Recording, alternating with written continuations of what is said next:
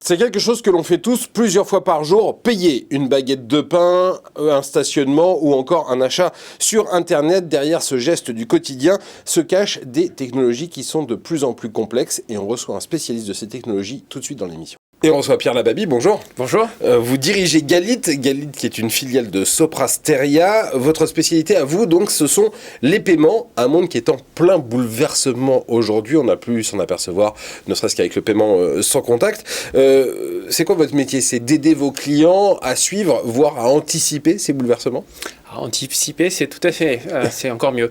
Alors notre métier, c'est un métier du conseil et de l'accompagnement dans les projets. Donc notre métier, c'est justement d'aider nos clients à rester en avance dans cet environnement qui évolue très rapidement et très fortement.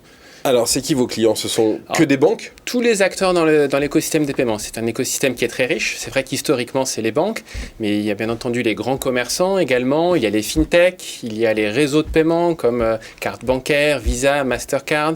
Il y a les industriels des paiements. Tous ces acteurs-là ont besoin d'anticiper les évolutions et nous les y aidons. Et alors, comment vous les aidez justement à anticiper ces évolutions? Vous leur faites de la veille technologique, vous leur présentez justement des innovations, des fintechs, etc. Plusieurs choses. Tout d'abord, on a une activité de conseil. Au sein de cette activité, on a deux volets très importants. Un volet formation, donc qui permet de bien comprendre l'écosystème des paiements. On a un volet veille aussi, qui est une veille qui est très structurée, qui permet de prendre du recul sur l'actualité et de l'analyser, de la comprendre et d'aller de l'avant. Voilà, ça, c'est deux activités, par exemple, qui permettent d'anticiper.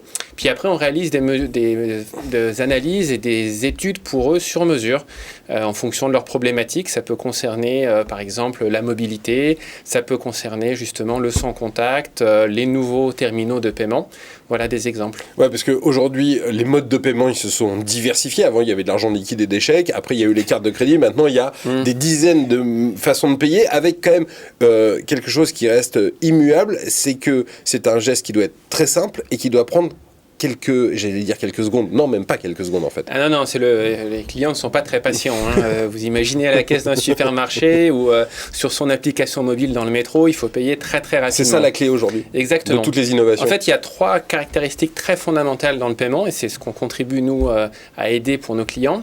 Tout d'abord, il faut qu'il soit simple, qu'il soit très rapide, qu'il soit efficace aussi en termes de coût, en termes de fonctionnement, et puis qu'il soit sûr. Et la sécurité, ça reste vraiment fondamental.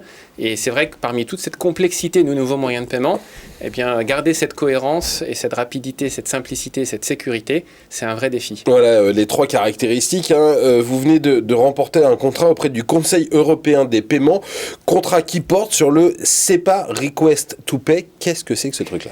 Alors, c'est un peu technique dit comme ça, mais fondamentalement, c'est assez simple.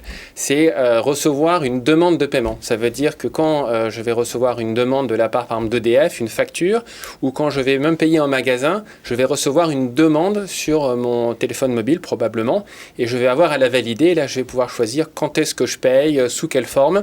Voilà, donc c'est un nouveau moyen de paiement. Digital, c'est un nouveau standard européen qui va se mettre en place et que nous, on considère extrêmement prometteur. Et qui a vocation à quoi? À remplacer le prélèvement automatique, par exemple? Par exemple, ça a des caractéristiques à la fois du chèque, puisque c'est plus digital, c'est plus sûr que le paiement, le prélèvement automatique. En tout cas, on a l'impression de plus contrôler et maîtriser les choses. Et donc, c'est un exemple de nouveaux moyens de paiement purement digital et qui simplifie la vie. Donc, c'est un nouveau règlement européen, ça doit entrer en vigueur quand?